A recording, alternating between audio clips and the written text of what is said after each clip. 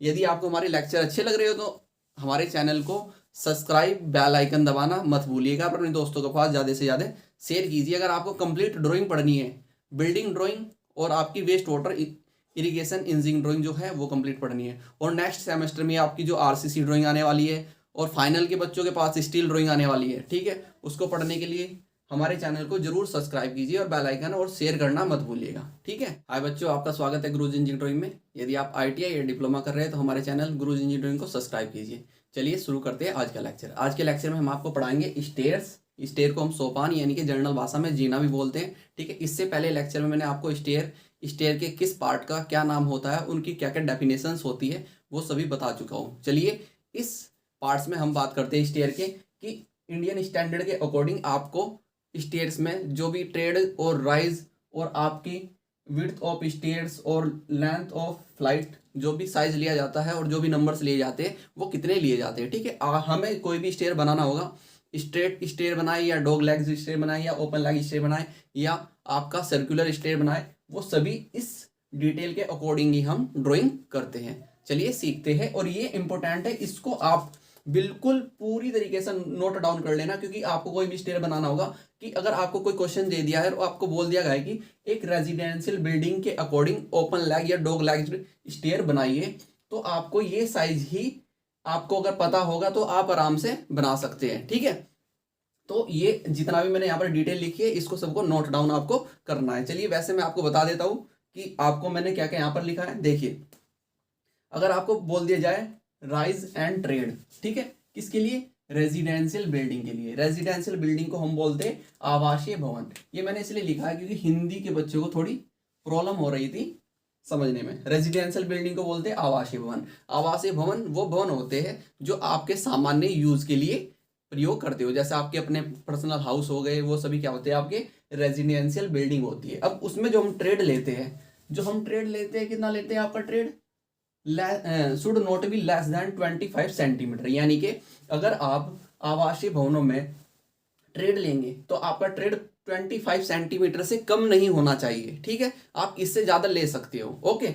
और ऐसे ही राइज, जो आपका राइज होता है वो 16 सेंटीमीटर लेते हैं हम आवासीय रेजिडेंशियल बिल्डिंग में। जो हम राइज लेते हैं वो कितना लेते हैं? 16 centimetre. Should not be less than, ये ध्यान रखना कि 16 सेंटीमीटर से कम नहीं होना चाहिए। क्या?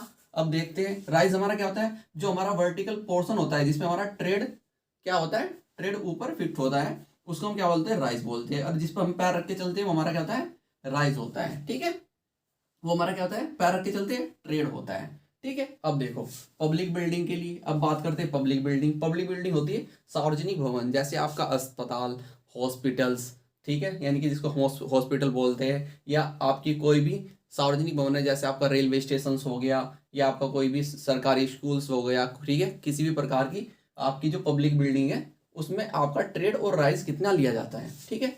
उसमें जो ट्रेड लिया जाता है पब्लिक बिल्डिंग में 27 सेंटीमीटर।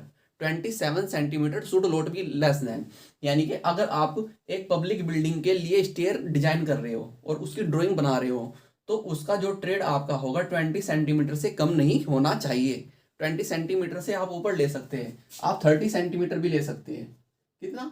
30 सेंटीमीटर भी आप ले सकते हो, ठीक है। ऐसे ही हमेशा पब्लिक बिल्डिंग में राइज कम होता है, क्योंकि पब्लिक बिल्डिंग में प्रत्येक प्रकार के व्यक्ति आते हैं, ठीक है, जो पर्सन आते हैं, प्रत्येक हर टाइप से पर्सन आते हैं। किसी का पैर ज्यादा उठता है, किसी का नहीं उठता है, तो इसीलिए हम उसमें क्या करते हैं? राइज हमेशा कम रहता है, ठीक है। पब्लिक बिल्डिंग में ध्यान रखना, पब्लिक बिल्डिंग में जो राइज होता है हमेशा कम रहता है, यानी कि 15 सेंटीमीटर, इससे कम तो होना ही नहीं चाहिए। अब बात करते हैं हम विड्थ ऑफ स्टेयर, ठीक है। विड्थ ऑफ स्टेयर आपके सोपान की चौड़ाई, यानी कि आपकी जो चौड़ाई होती है स्टेयर की चौड़ाई कितनी होनी चाहिए, ठीक है। 75 सेंटीमीटर से बिल्कुल भी कम नहीं होनी चाहिए, ये ध्यान रखना। अगर आपको कभी भी पूछ लिया जाए कि स्टेयर्स की विड्थ ऑफ स्टेयर, कोई आप जीना बना रहे हैं, स्टेयर बना रहे हैं, तो उसकी विड्थ कितनी होनी चाहिए? 75 सेंटीमीटर से कम नहीं होनी चाहिए। अगर रेजिडेंशियल बिल्डिंग में आप बना रहे हो, ये भी आपको ध्यान रखना है, रेजिडेंशियल बिल्डिंग में आप बना रहे हो यानी कि आपका सार्वजनिक भवन है, तो आप उसमें 1 मीटर ले सकते हैं, ठीक है। और आप अगर पब्लिक बिल्डिंग बना रहे हैं तो पब्लिक बिल्डिंग में आपका 1.5 मीटर आपको लेना पड़ता है, ठीक है। पब्लिक बिल्डिंग में आपको कम से कम 1.5 मीटर, इससे ऊपर ले सकते हैं, ठीक है। 2 मीटर भी आप ले सकते हैं। ऐसे ही रेजिडेंशियल बिल्डिंग में आपका 1 मीटर। अगर बहुत ही आपकी क्या है कि स्पेस कम है तो आप 75 सेंटीमीटर से कम तब भी नहीं ले सकते, ठीक है, ये ध्यान रखना। जो हम विड्थ ऑफ स्टेयर लेते हैं, जीने की जो चौड़ाई लेते हैं, ठीक है, 75 से कम नहीं होनी चाहिए। सार्वजनिक भवन रेजिडेंशियल बिल्डिंग में 1 मीटर से कम नहीं होनी चाहिए, और आपकी पब्लिक बिल्डिंग में 1.5 मीटर से कम नहीं होनी चाहिए, ठीक है। अब बात करते हैं length of flight. Length of flight होती है सीढ़ी की पंक्ति लंबाई, ठीक है। लेंथ ऑफ फ्लाइट, फ्लाइट क्या होती है कि जब आप एक फ्लोर से दूसरे फ्लोर तक आप कितनी स्टेयर लगाते हो, ठीक है। एक फ्लोर से जब आपको ग्राउंड फ्लोर से या अपने फ्लोर पे जाना है, ठीक है, तो उसमें आप कितनी स्टेयर्स, नंबर ऑफ स्टेयर लगाते हैं, उसको बोलते हैं लेंथ ऑफ फ्लाइट्स, ठीक है, समझे।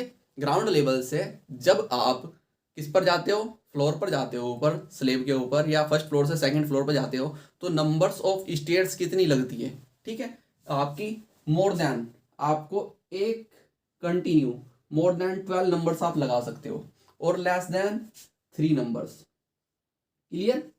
अगर आप कम से कम स्टेयर लगाओगे तो 3 नंबर से कम नहीं होनी चाहिए कंटिन्यू, और आपकी 12 नंबर से अधिक कंटिन्यू स्टेयर नहीं होनी चाहिए। 12 नंबर आप लगाने के बाद आपको क्या लैंडिंग देनी पड़ती है, क्लियर है। या तो 3 नंबर्स के बाद आप लेस देन, कम से कम 3 नंबर के बाद आप लैंडिंग दी, या आप मोर देन 12 नंबर्स, 12 स्टेयर्स के बाद आपको क्या दे देनी चाहिए, लैंडिंग दे देनी चाहिए, ठीक है। तो इसी को बोलते हैं हम लेंथ ऑफ फ्लाइट। 12 नंबर या 3 नंबर्स होते हैं, कभी भी आप काउंट कर लेना, अपने घर पे भी आप काउंट कर सकते हैं कि हमारी जो फ्लोर है वहाँ पर ऊपर ऊपर के फ्लोर तक जाने के लिए कितनी नंबर्स ऑफ स्टेयर लगी हुई है। या तो 12 नंबर्स होगी, ठीक है, उसके बाद आपकी लैंडिंग होगी, या आपका जब लैंडिंग के बाद अगर आप ऊपर दे रहे हो तो 3 नंबर्स लगे होंगे। तो आप अपने अकॉर्डिंग देख सकते हैं, अपने घर में भी चेक कर सकते हैं, ठीक है। अब देखिए स्लोप या पिच, स्लोप या पिच कितना देते हैं, 25 डिग्री से 45 डिग्री तक। आपको कहीं पर किसी बुक में आपको नोट डाउन मिलेगा 40 डिग्री तक भी, ठीक है।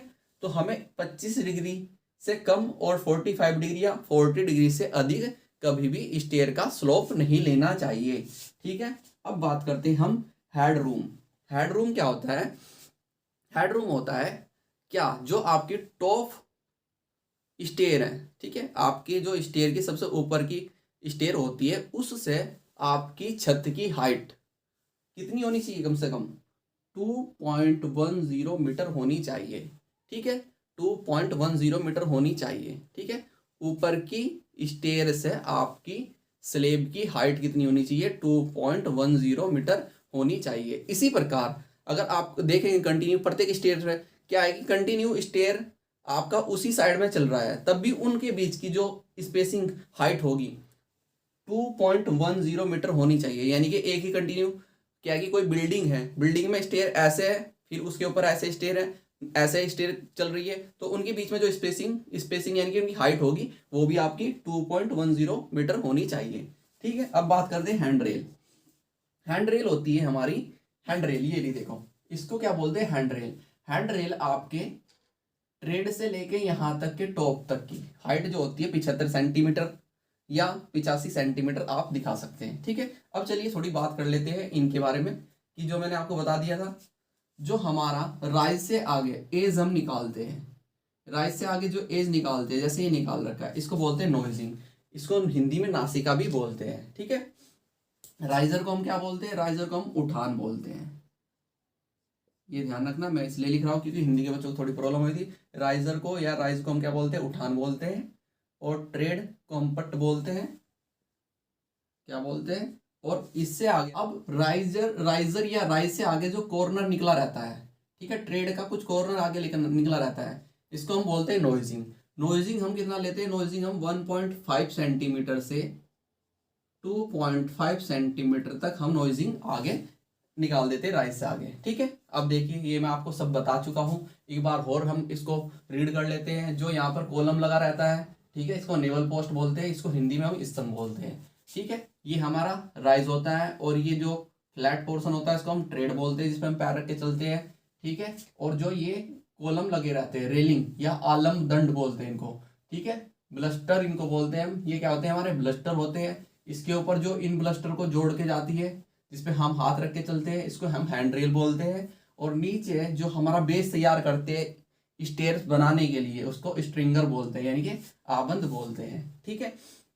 ये डिटेल आपके लिए मोस्ट इम्पोर्टेंट है, ठीक है। इसी के अकॉर्डिंग हम कोई भी स्टेयर बनाएंगे, straight stair, dog leg stair और ओपन लेग स्टेयर जो भी हम बनाएंगे वो सब कंप्लीट इसी के अकॉर्डिंग बनाएंगे, ठीक है। अब चलिए आपको मैं सिखाता हूँ थोड़ा, ठीक है। लेक्चर पूरा देखिए, आपके लिए मोस्ट इंपोर्टेंट लेक्चर है, ठीक है। मैं इस साइड रफ करता हूँ, ठीक है, इस साइड को रफ करता हूँ और आपको बताते हैं आगे calculation of rise and trade, ठीक है।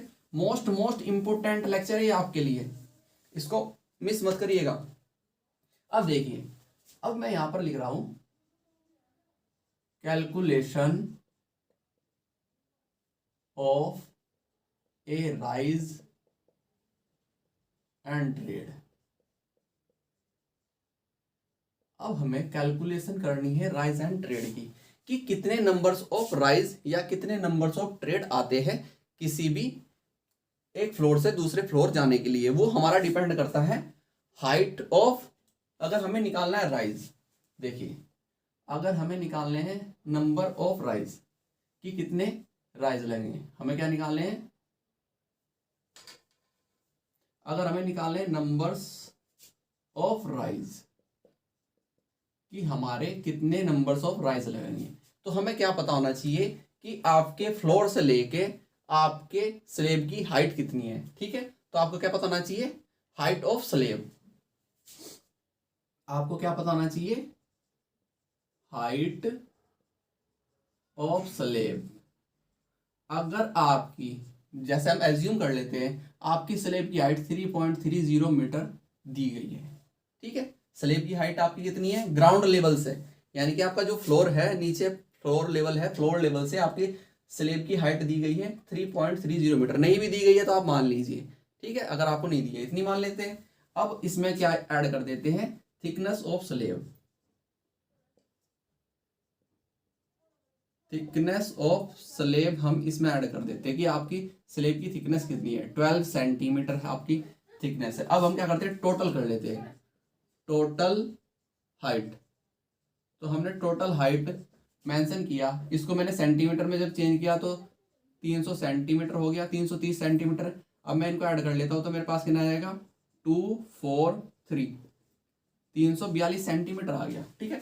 टोटल हाइट मेरे पास कितनी आई, 342 सेंटीमीटर आ गई। अब मुझे क्या निकालना है, नंबर ऑफ राइज निकालना है। नंबर ऑफ राइज निकालने के लिए हमारा एक फॉर्मूला होता है, ठीक है। क्या फॉर्मूला होता है, मैं लिख देता हूं, numbers of rise, number of rise is equal to total height, total height, total height upon, ठीक है, total height upon size of rise, size of rise यानी कि उठान की माप और टोटल हाइट। अब देखिए उठान की माप, अगर आप बना रहे हैं रेजिडेंशियल बिल्डिंग तो आपका राइज कितना है, 16 सेंटीमीटर, ठीक है। तो हम 16 सेंटीमीटर के अकॉर्डिंग ले लेते हैं। टोटल आपकी कितनी है, 342 सेंटीमीटर। अब 342 सेंटीमीटर का आप कितने से डिवाइड करोगे, 300 सेंटी को आपने किया 16 से डिवाइड। अब देखिए हम डिवाइड करते हैं 16 से, 342 को 342 डिवाइडेड बाई 16, तो मेरे पास आया कितना, 21.30, कितना 21.375 आया। इतने नंबर्स आ गए मेरे पास, ठीक है, 21.7। तो ये क्या आ गया हमारे पास, नंबर ऑफ राइज, ठीक है। नंबर ऑफ राइज कितने आ गए मेरे पास, यानी कि हम कितने राइज दे सकते हैं ग्राउंड लेवल से फ्लोर लेवल तक, स्लेब तक आपके पहुंचने के लिए हम कितने नंबर से दे सकते हैं, 21 नंबर ऑफ राइज, ठीक है। इतने हम क्या देख सकते हैं, नंबर ऑफ राइज। अब देखिए अब हमें क्या निकालना है, नंबर्स ऑफ ट्रेड। तो यहीं पर देख लीजिए, ये भी दिखा देता हूं मैं आपको, नंबर्स ऑफ ट्रेड हम कैसे निकालते हैं। Number of treads, numbers of tread निकालने के दो मेथड है नंबर्स ऑफ ट्रेड। तो मैं क्या करता हूँ, एक तो आता है नंबर्स ऑफ ट्रेड होता है, नंबर्स ऑफ राइज में से माइनस कर दो 1, नंबर्स ऑफ राइज में से माइनस कर दो 1, तो -1 करेंगे तो 21 में से मैं 1 करूंगा तो कितना आ जाएगा मेरे पास, 20 नंबर्स आ जाएंगे मेरे पास ट्रेड के, ठीक है। ट्रेड के मेरे पास कितने नंबर्स आ गए, 20 नंबर्स आ गए। इस प्रकार यहाँ से मैं क्या निकाला हूँ, नंबर्स ऑफ ट्रेड, यहाँ से मैंने क्या निकाला, नंबर्स ऑफ राइज, ठीक है। इसको थोड़ा आप रिपीट कर करके देखिए, और अलग से भी जब हमें गोइंग स्पेस दे देता है एक मेथड और बताऊंगा मैं आपको, जब हमें गोइंग स्पेस दे जाता है तो हमें किस प्रकार से नंबर ऑफ क्या निकालने होते हैं, ट्रेड्स निकालते हैं। फिर उसमें ऐड कर देते हैं हम 1, तो हमारे क्या निकलते हैं, नंबर ऑफ राइज निकल जाते हैं। ठीक है, तो ये एक मेथड था, मैं इसकी प्रैक्टिस करवाऊंगा। पर जब भी कोई क्वेश्चन कराएंगे तो उसमें हम प्रैक्टिस करेंगे, और प्रैक्टिस करेंगे तो आपको धीरे धीरे कंप्लीट समझ में आ जाएगा। ठीक है, यदि आपको हमारे लेक्चर अच्छे लग रहे हो तो हमारे चैनल को सब्सक्राइब, बेल आइकन दबाना मत भूलिएगा। अपने दोस्तों के पास ज़्यादा से ज़्यादा शेयर कीजिए। अगर आपको कंप्लीट ड्राइंग पढ़नी है, बिल्डिंग ड्राइंग और आपकी waste water irrigation engineering drawing जो है वो कंप्लीट पढ़नी है, और नेक्स्ट सेमेस्टर में आपकी जो आरसीसी ड्राइंग आने वाली है, और फाइनल के बच्चों के पास स्टील ड्राइंग आने वाली है। ठीक है, उसको पढ़ने के लिए हमारे चैनल को जरूर सब्सक्राइब कीजिए और बेल आइकन और शेयर करना मत भूलिएगा। ठीक है, ओके, थैंक यू।